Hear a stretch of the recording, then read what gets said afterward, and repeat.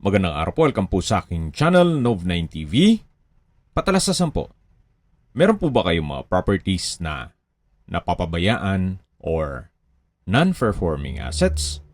Plan nyo yung ibenta, pero wala kayong oras pagbenta nito. Kung ito'y pagkakatiwala nyo po sa amin, tawag lang po kayo sa aking numero, usap po tayo, gawan ko po ng video for free. Yes, libre po. Wala po kayong babayaran. Tutulungan pa namin kayong mabenta ang inyong property. Kami na po bala sa marketing, sa boosting, pati po sa paid advertisements, even sa tripping. Hindi na po kayo mapapagod sa pag-entertain ng mga buyers. Kami na po bala sa lahat. Tawag lang po kayo.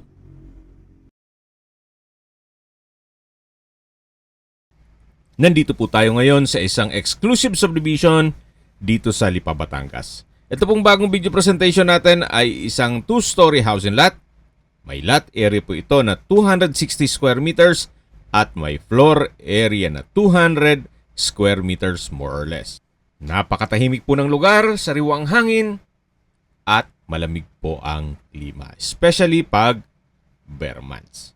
Kumpleto din po ang amenities gaya ng clubhouse, basketball court, at marami pa pong iba. Meron din pong 24 hours security. Ito pong bahay ay may 5 bedrooms, 3 toilet and bath, at 2 covered car garage. Nakabakod na po ng concrete fence at ito po yung pedestrian gate. Yan po, tunghayan nyo po itong pasad. Ito pong glass windows ay may security grill. Yan po yung balkonahe. At yan naman po yung papunta sa garahe. Naka-landscape na rin. Then meron pong brickstone design ang poste. At ito po yung tinutukoy ko na garahe. Nakakasya po ang dalawang sasakyan. Ito po ay nasa mataas na lugar kaya flood-free area. Tungkol naman po sa dokumento nito, ito'y titulado, buhay po ang may-ari, kaya wala po kayong magiging problema sa documentation o sa transfer ng title. Ito po yung main door. Pasok po tayo. Welcome po sa bahay ni Ma'am at Sir. Ito po yung living area o salas. Malaki ang spasyo. Then meron po ceiling cove design. Naka-tile flooring. Yan po yung hagdan. At dito naman po yung dining area. Tungkol po sa furnishing, siguro pag-usapan nyo na lang ni owner. Then dito naman po sa dulo ay yung formal kitchen. May kitchen countertop, stainless sink with faucet, wall-mounted wooden rack, at may kitchen cabinet. Ito naman po yung access door papunta naman sa service area. Ito naman po yung common toilet and bath. May hand wash basin, water closet, may shower at hot shower set. Ito po yung tinutukoy ko na access door naman papunta sa dirty kitchen at service area. Hanggang sa dulo po yan. Malaki pa ang espasyo. Meron din pong maid's room. Yan po ulit yung dining area. At dito naman po ay may isang maliit na kwarto. Pwedeng gawing guest room. At sa dulo po nitong kwarto ay may access door na papunta naman yan sa garahe. Yan naman po yung pedestrian gate na kung saan dyan po tayo galing kanina. Yan po, tunghayin nyo po ulit itong unang kwarto. Sakto lang ang spasyo. At balik po ulit tayo dito sa loob. Yan po yung dining area, sa dulo yung formal kitchen, at yan po yung hagdan. Ito naman po yung living area o salas, sa dulo po yung main door. Meron pong secret door dito na akala mo lang ay flute type design na wall panel, pero ito po yung master bedroom. Kung meron man po kayong PWD or senior citizen sa pamilya, itong kwarto na to ang para sa kanila. May access door din po ito papunta sa dirty kitchen. Hindi niyo kailangang umikot pa dun sa may dining area. Balik po ulit tayo dito sa loob. Yan po yung access papunta sa open lanay at ito naman po yung toilet and bath dito sa master bedroom. Upon tripping, mache-check po natin yan. Yan po yung wardrobe. At balik po ulit tayo dito sa may hagdan. Yan po yung secret door. Dito naman po sa hagdan ay may understair storage. Ito yung naka wooden staircase, wooden handrail at metal railing. Meron din pong staircase window na nag-serves as natural sunlight. Samahan niyo po ako, akyat po tayo. At nandito na po tayo sa second floor. Ito po yung first bedroom. Sa spasyo, sakto lang. Sa dulo naman, meron din pong glass window with security grill. At dito naman po yung ibang kwarto. Hindi lang po natin mapasok gawa ng meron pong natutulog.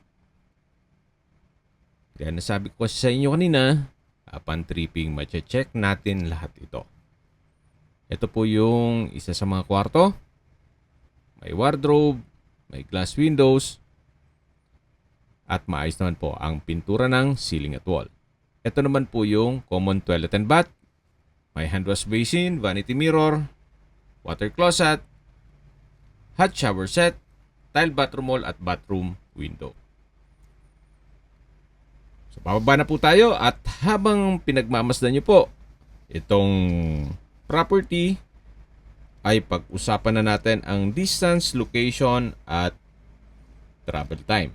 Mula po sa Pure Gold at iba pang mga business establishments dito sa area ay walking distance lang po. 1.5 kilometers ang distance at ang travel time is 8 minutes. Mula naman po sa Robinsons Mall, De La Salle University at Mary Mediatrix Hospital, ang distance is 4.8 kilometers at ang travel time is 16 minutes.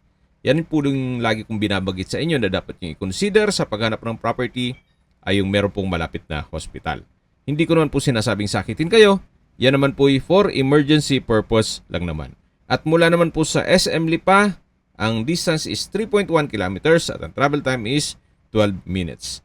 Mula naman po sa Lipa Public Market, ang distance is 2 kilometers at ang travel time is 11 minutes. Mula naman po sa Manila o sa airport, ang distance is 75 kilometers at ang travel time is 1 hour and 26 minutes. Ito po yung likod ng bahay na kung saan meron pong isang structure na ginawang stockroom. Then meron pa rin pong bakanting lote dito na pwede po kayong mag-garden. Okay, sa presyo na po tayo. Binebenta po ito ni owner sa halagang 12 million pesos net. Ibig pong sabihin si buyer na po ang sasagot sa lahat ng taxes at expenses with regard to documentation. Kung may mga katanungan po kayo, tawag lang po kayo sa aking numero. At sa mga kababayan naman natin nasa ibang bansa, meron po akong WhatsApp, Viber, Telegram, at Signal. Same number lang po, 0917-316-3399. Sa mga nagtatanong naman po ng aming Facebook, meron po aming Facebook page na Nov9TV at Facebook Real Video. Meron din pong TikTok at Instagram. May ibang YouTube channel po kami, the Nov9TV channel, Nov9TV Listings, Nov9TV On The Spot, Nov9TV Updates, at Nov9TV House Rental. Sana po naibigyan nyo ang video presentation. Paki-like and subscribe na lang po sa aking channel para ma-update din po kayo sa aking future listings. Kung sakali po hanap nyo yung mas malaking sukat ng lupa, meron din po kami ibang listings na pwede nyong pagpilian. Huwag po kayong mag-atubiling tumawag sa amin. Then, let us know your budget para malaman namin kung anong property pwede naming ilog sa inyo. Sa lahat pong viewers, subscriber at nagtiwala po sa amin, salamat po sa suporta. Ingat po kayo lagi at yung pamilya. Maraming salamat po.